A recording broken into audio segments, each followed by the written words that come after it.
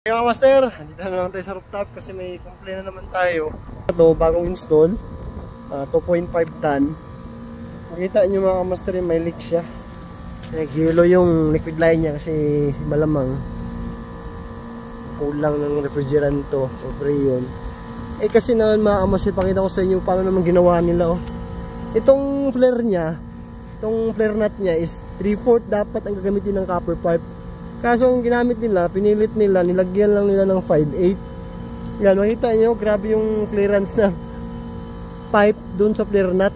Kaya nag-leak siya, oh. Grabe na mga installer. Pinilit talaga nila, pwede naman nilang dugtungan na lang nila ng 3/4. Ngayon, hindi problema pa. Ito, bagong unit. Yan, bagong unit, oh. Pinilit talaga.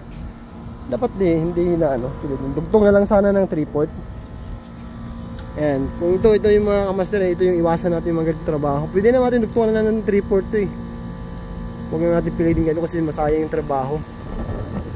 Okay, so yun lang mga kamaster, sinare ko lang.